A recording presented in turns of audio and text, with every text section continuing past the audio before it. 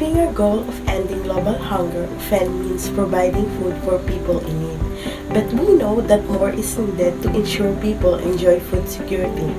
In this video, we will explain what food security means and how it relates to ending global hunger.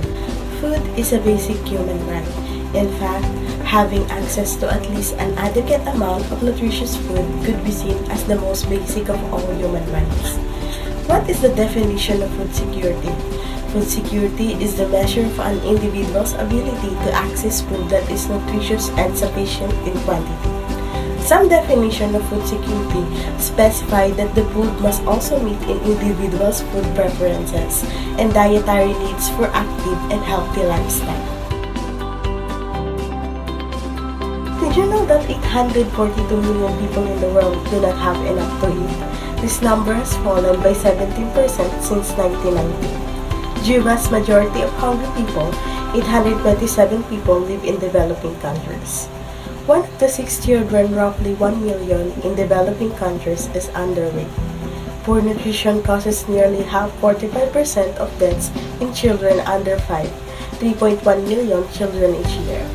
If women farmers had the same access to resources as men, the number of hungry in the world could be reduced by up to 150 million. Poverty, lack of investment in agriculture, natural disasters, soil degradation, and food wastages contribute to food insecurity.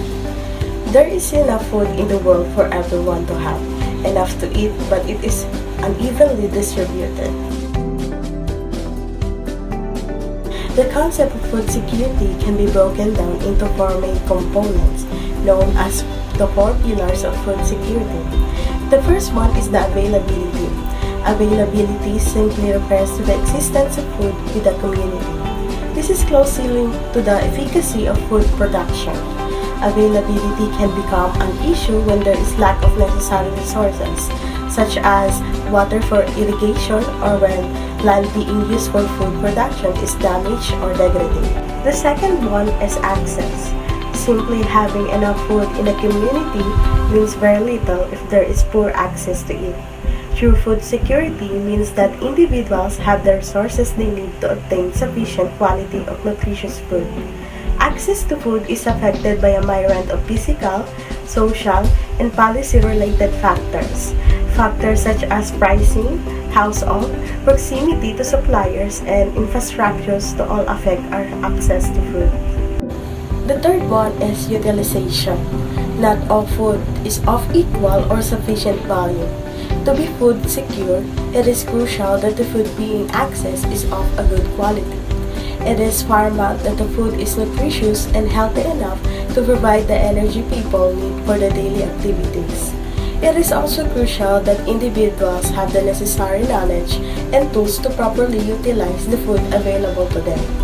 This includes having the utilities properly select, prepare, and store foods that are available and accessible. The last one is stability. Good food stability means that access, availability, and utilization of food remains relatively stable over time. It is important to try to minimize any threats to this stability. Threats to food stability include natural disasters, climate change, conflict, and economic factors such as volatile price fluctuations. What happens when there is no food security? Malnutrition. Malnutrition can be a devastating reality for those who are food insecure. This is not only because of the associated suffering, but also because it can lead to those affected becoming increasingly food insecure. Weakened muscles and cognitive issues associated with malnutrition can make it near impossible for the individuals who are suffering to improve their situation or even to maintain their livelihood. Mental health issues. A recent study on food insecurity in Ethiopia found that those facing food insecurity were more likely to suffer from both depression and anxiety. The combined effects on the mental health and physical health point a devastation picture of this quality of life for those who are food insecure. Why is food security is important? Basic food security provides people with the nutrition they need to be healthy and active. It means they do not always have to struggle and not all of their money, resources go towards food. If families have food security, they can buy other essentials such as education and healthcare, further improving their chances. So food security is linked to the economic and well-being. Thanks for watching, and I hope you learned something. Always remember that food delights us. Food unites us. Food embodies the soil, the sea, and the weather. The farm is wet, and the fisherman toil.